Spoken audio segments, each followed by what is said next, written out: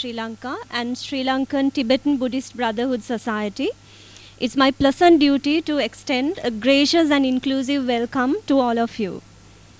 We are all gathered here today for the one-day workshop of the Theravada and Sarvastivada Abhdhamma Dialogue 2016, organized by the Buddhist and Pali University of Sri Lanka in collaboration with the Sri Lankan Tibetan Buddhist Brotherhood Society. As a mark of the auspicious commencement of the event, this cordial invitation goes to Venerable Professor Gallale Sumanasiri Thero, the Most Venerable Vice Chancellor of the Buddhist and Pali University of Sri Lanka, to light the oil lamp for the Buddha, and to Professor Geshe Tenpa Pokpe, Professor of Dipang Monastic University, to offer the flowers to the Buddha statue.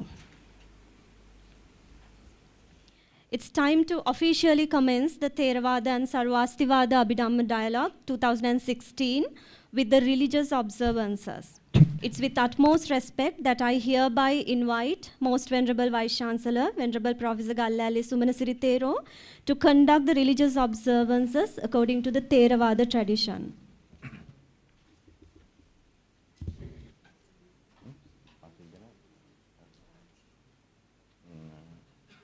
Please recite Namo Tassa Bhagavato Arahato Samma Sambuddhassa.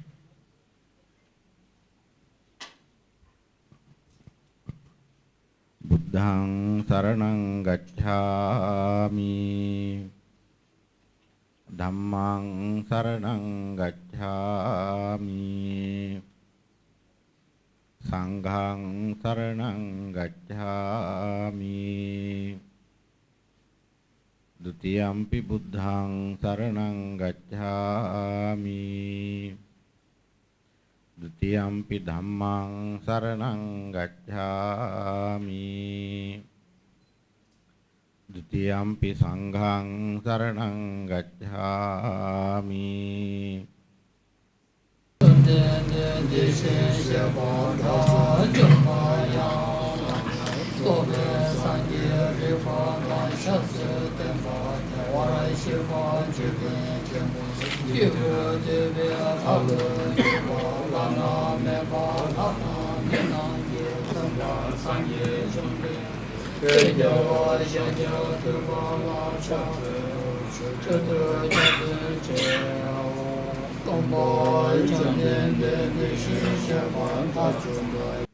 Much merit to you, Venerable Sirs. May the blessings of the Buddha, the Dhamma, and the Sangha, the noble triple gems, blessings be with us. To proceed with the event, it's time to call upon the chief guests on the stage. To grace the event, I hereby invite, with utmost respect, to the Most Venerable Vice Chancellor, Venerable Professor Gallale Sumanasiri Thero, Venerable Professor Geshe Tenpa Pokpe, Dipang Monastic University, and Venerable Professor Ittademaliya Indasara Thero, former Vice Chancellor of the Buddhist and Pali University of Sri Lanka, and the President of the Sri Lankan Tibetan Buddhist Brotherhood Society, Dr. Dhamendra Porage, upon the stage. Let me first wish you a very good morning and enlightened day at the Theravada and Sarvastivada Abhdhamma Dialogue 2016, organized by Buddhist and Pali University of Sri Lanka in collaboration with Sri Lankan Tibetan Buddhist Brotherhood Society. First and foremost, I would like to respectfully welcome Venerable Professor Gallale Sumanasiri Nayaka Thero, the Vice Chancellor of Sri Lanka Buddhist and Pali University, former Vice Chancellor Venerable Professor Ittademaliya Indasara Nayaka Thero. We invited two keynote speakers. I warmly welcome two keynote speakers on behalf of Sri Lanka Buddhist and Pali University of Sri Lanka. The one keynote speaker is Most Venerable Diniyaya Panyaloka Buddha Rakkita Thero. The other keynote speaker is Venerable Professor Kuala Lumpur Dhammajoti Nayaka Thero. I warmly welcome both of you on behalf of Sri Lanka Buddhist and Pali University. Then I would like to welcome all the the foreign presenters who are present here. Venerable Tengshin Namdak, Venerable Geshe Lobsang Chopel, Venerable Geshe Tempa Pokpe. So I warmly welcome all of you. And the Sri Lankan side, all the presenters, I warmly welcome. Then all the Mahasangha who are presented here. Then I would like to warmly welcome Dr. Dhamendra Porage. The involvement and your presence here is very much appreciated. The President of Sri Lankan Tibetan Buddhist and Buddhist Brotherhood Society, I warmly welcome Dr. Dhamendra Porage. I also most welcome the delegates who are present here from the Sri Lankan Tibetan Buddhist Brotherhood Society. Dr. Upali Vikramasekara, Venerable Dr. Pallekande Ratanasarathera, Mr. Kumara Semage, Mr. Ratnasiri Muthukumarana, Mr. Jayanta Madhurapperuma, Mrs. Catherine Yo, Mrs. Enid Choi, Mr. Julian Sio, Mr. Piyasiri Kularatna, Mr. Senarad Dayatilaka, Mr. Sunil Jayasinghe, Miss Anil Lakdron, Miss Francis Rowley. So I warmly welcome all the delegates who are present here.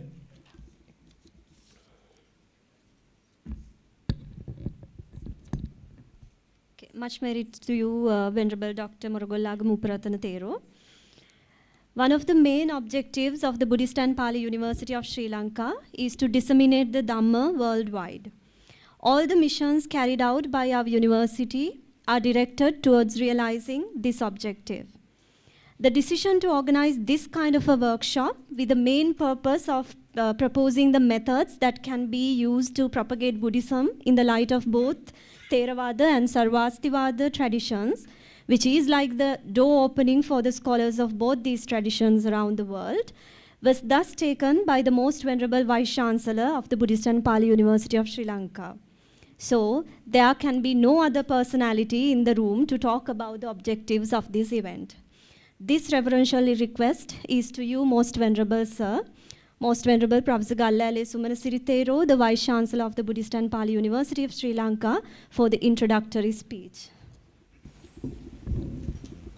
Most Venerable Sirs, Venerable Nuns, distinguished guests, members of academic and non-academic staff of Buddhist and Pali University, it is my great pleasure to express few words to introduce this event, and I am very happy at this moment to make my speech, because this type of conference or dialogue is very time needy. And before giving introduction, I must pay my sincere thanks to the one who proposed this type of dialogue in our university, that is Dr. Porage. I known to him for several years now, and we have worked together several times. Therefore, he came to me and suggested this type of dialogue to have in our university.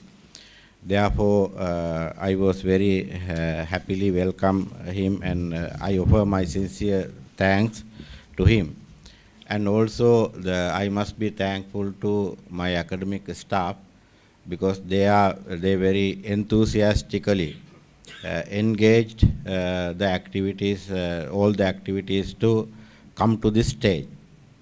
And also, I am very happy here today, because many distinguished scholars like Kuala Lumpur Dhammajyoti Mahathera, who is in many ways connected to our university, be present here. And also the here most venerable Dr. Palle Kande Ratansara Anunayaka Thera and many other monks and lay devotees are here. And therefore, first of all, I pay my sincere thanks to all of you. Actually, this type of event is very time needy because if anybody were asked what Buddhism is, then the different people will give different answers according to their understanding. If somebody from India, if someone asks from Indian or Asian people what Buddhism is, they may say that it is the Theravada Buddhism that is in Sri Lanka, Thailand, or some other countries. If it is the same question may ask from Chinese, they may say that is the Buddhism that we believe in. They may say Mahayana Buddhism, and some may say, if European was what Buddhism, they may say it is Lamaism, and some other other people say different answers to Buddhism. But I think Buddhism is all of. Now we are moving on to one of the most significant events of the day, keynote speech. Every one of us is uniquely gifted and talented. What you love is what you are gifted at. To be completely happy, to live a completely fulfilled life, you have to do what you love. Here we have such a contented personality who has achieved a completely fulfilled life by doing what he is passionate about. That's none other than the keynote speaker of the event on Sarvastivada Abhdhamma. So over to you, Venerable Mavathagama Pemananda Thero, the senior lecturer of the Department of Sanskrit of Buddhist and Pali University of Sri Lanka, to introduce this gracious personality and to invite him on the stage for one of the most awaited event on our workshop, the keynote speech. Thank you. Venerable members of Mahasangha, honorable delegates on the stage, professors, senior lecturers, staff members, members of non-academic staff, students, and Dhamma friends.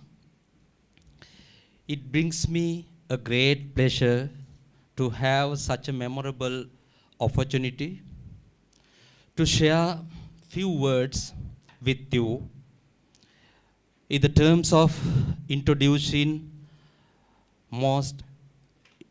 an eminent venerable scholar today at this significant occasion. Today's our first and foremost keynote speaker, guest speaker, is Venerable Professor Bhikkhu Kuala Lumpur Dhammajoti Thera. Venerable Professor K.L. Dhammajoti Thera, born in Malaysia and living in Sri Lanka as a Theravada Buddhist monk, who completed his postgraduate studies and achieved both MA research degree and PhD degree from the Postgraduate Institute of Pali and Buddhist Studies in University of Kelaniya. The most suitable scholar as the guest speaker or keynote speaker for this workshop. Today, he will address you, he will treat you by giving very good scholarly thoughts. So, yes, now here is Venerable Professor K.L. Dhammajoti Mahathera. Thank you very much. So I'd like to thank the organizers of this event to invite me for this speech. Now, I have been given only 30 minutes, and it's difficult for a keynote speaker to do justice to a topic like this in detail. Now I have to work out that Sarvastivada Abhdhamma and Theravada Abhdhamma seem, from my understanding, to have a common ancestry. Because if you look at the structure, the tradition, the structure of the literature, and also the main doctrinal concerns of the two schools, you find that there's a huge amount of commonality, huge amount of common points, between the two schools. We know, for instance, that today there are only two schools which have preserved their whole canon of the Abhdhamma text. One is the Theravada with the 7 texts, and the other is the Sarvastivada Abhdhamma with also 7 texts. And practically all the texts are translated, are preserved in Chinese, and with some fragments also found recently in Sanskrit. So that also brings to the point that if you really want to get into Sarvastivada Abhdhamma, on Theravada Abhdhamma, of course, there will be an excellent speaker who's going to introduce to you, so I'm not going to talk on this. So on Sarvastivada Abhdhamma, like the Venerable Professor Vice Chancellor has said, today I think it's important to get into the languages, because these texts are preserved in Chinese and in Sanskrit. So you really should, even to deepen your understanding, even to achieve a more a fuller perspective of the development of even Theravada Abhdhamma, I think you should study Chinese, classical Chinese, not ordinary Chinese, and also Sanskrit. Then of course also Tibetan. And in the Tibetan traditions, they don't have these 7 texts, but they have one of them. The Pranjati Sastra is fully translated in Tibetan, and that is the very one that the Chinese didn't translate fully. And also the Tibetan tradition preserves several important commentaries. As I understand, in fact, Abhidharma studies, Sarvastivada Abhdhamma is an integral part of their study in the Tibetan Buddhist tradition. So that's wonderful, because although their main concern is actually their own, which is known today as Tibetan Buddhism or Tantric Buddhism, but their perspective is very broad, very objective, and as I said, it includes Sarvastivada Abhdhamma, particularly, I would say, Abhidharma Kosa Bhashya as an integral part. So I think we should take note of that. So it means that if you want to assess this text, firstly, we must study classical Chinese, and secondly, also Tibetan. Both are important. Let me make a few remarks on, firstly, the historical origin of Sarvastivada Abhdhamma. We all know that just like in the case of Theravada Abhdhamma, actually, historically speaking, it all originated in the suttas themselves. I mean, all this teaching didn't come suddenly. Everything is pratita samatpanna. Everything is dependently originated. So the development of Buddhist doctrines and ideas also cannot be exception. So we had to look to the precedents, and we find that in the Buddha's own teachings, or the teaching of the Buddha's disciples in his very days, there were discourses where you can say you find the germs of Abhidhamma development. Particularly emphasized by scholars today are the features of, for instance, Abhidhamma Katha and Matrika or Matuka, and also Vibhanga and so on, different features. However, there's one difference concerning the scholars, the authorship of the Abhidhamma text between the Theravada and Sarvastivada. The Theravada would claim that all the texts at least the main tradition would claim that all the teachings of Abhidhamma originated with the Buddha. So you don't find individuals' authorship among the 7 texts of the Theravada Abhidhamma. On the other hand, in Sarvastivada Abhidhamma, each text has a human compiler. For instance, Shariputra is said to have been the author or the compiler of the Sankiti Paryaya Shastra, and so on, you see. So each of the 7 texts has a distinct human author. Nevertheless, it's very interesting to observe that even the Sarvastivada is very committed to the idea that, like the Theravadas, this is one common point, like the Theravadas, they also claim that Abhidharma is Buddha Vachana. Ultimately, they all were just compilations on the basis of the scattered teachings in the sutras. So they wouldn't give way, they wouldn't apologize when it comes to the question of the authenticity of the Abhidhamma as Buddha teaching. They say, just like the Theravada, they are united, that Abhidharma is Buddha Vachana. Yeah? And in fact, you might say Buddha Vachana par excellence. It is the Sutra Pramana. It's not only Sutra, but Sutra Pramana.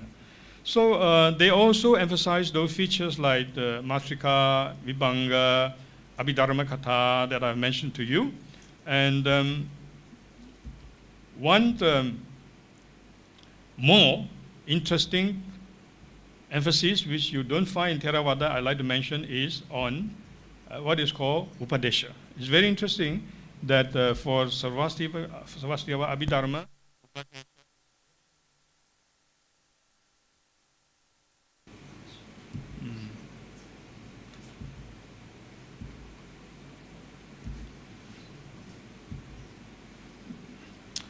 yeah, I have given the Tibetan here because I know that they are going to be Tibetan scholars. I'm sure you know that.